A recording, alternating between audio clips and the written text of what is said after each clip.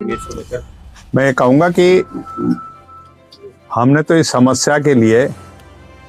जिला प्रशासन से लेके और माननीय मुख्यमंत्री तक अपनी और विधानसभा में भी अपना जब मौका मिला हमने अपनी बात को रखा, लेकिन सरकार की तरफ से ज़्यादा गंभीरता नहीं दिखी। और इसी कारण है कि जो आपने जिक्र किया वो जैवत गांव का है, जो आज अखबारों में भी है कि, और उसी तरीके आप देख सकते हो कि नूह में भी, नूह शहर जो ज़िला हेडक्वार्टर है वहाँ भी, नूह के आसपास गांव में सूड़ा का बैंसी गांव में जल भराव की वजह से हज़ारों एकड़ जो है ज़मीन खराब हुई। देवड़ा में अभी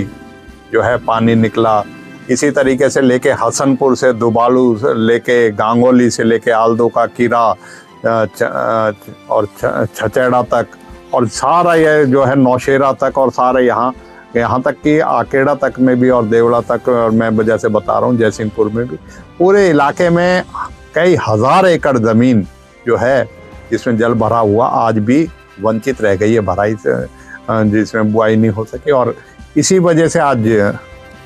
ज़िला अधिकारियों को बुलाया था, और इसमें क्योंकि इन्होंने आश्वासन किया था कि हमारे पास बजट नहीं है, क्योंकि हम चाहते हैं स्थायी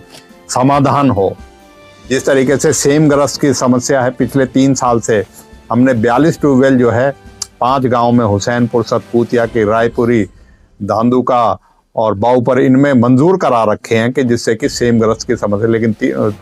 3 वर्ष से बिना फंड की वजह से, 8 करोड़ रुपए की वजह ना होने की वजह से उस पर काम नहीं हुआ। तो इन्हीं के लिए इन्होंने कहा था फ्लड कंट्रोल की मीटिंग में, हमें पता लगा फ्लड कंट्रोल, तो आज जिला अधिकारियों से मीटिंग करके अपने ज़िले में और अपने इलाके में ये सभी परियोजनाओं पे काम हो। यहाँ चनेड़ी, नंगली और इस तरफ जो हमारे और गाँव हैं जिनमें जल भराव की समस्या है, उन सब का निदान हो। इसी वजह से आज समीक्षा करी और बहुत से एजेंडे जो है वो हमने शामिल करवाए हैं, और हम यही जो है उम्मीद करते हैं कि सरकार जो है अपना दायित्व निभाए और इनको प्राथमिकता से करे, क्योंकि एक समस्या जो है 1 साल से नहीं, कई साल से, कई गांव में तो कई साल से जल भराव हो रहा है। हमारे ज़िले में जैसे जयवत की बात बताई, उसमें अमूमन ये पानी भरा रहता है और उस चीज़ को मतलब संज्ञान नहीं लिया जाए और अखबारों में भी आए, तो इससे मैं समझता हूँ कि ये गंभीर वो है। अत्यधिक बारिश होने की वजह से वैसे तो आधारित हमारा जो है नहरों पे है, क्योंकि बारिश की वजह से ना होने की वजह से नहरों पे ज़्यादा पड़ता है, तो लेकिन जल भराव ने बिल्कुल ही किसानों की कर दी। और जल भराव से जो नुकसान भी हुआ था, आपने जैसे पूछा रबी 2022 का, उसका अब तक मुआवजा नहीं दिया गया। बार बार उठाने के बावजूद भी अभी भी जो है करोड़ों रुपए मुआवजा रह रहा है, नूह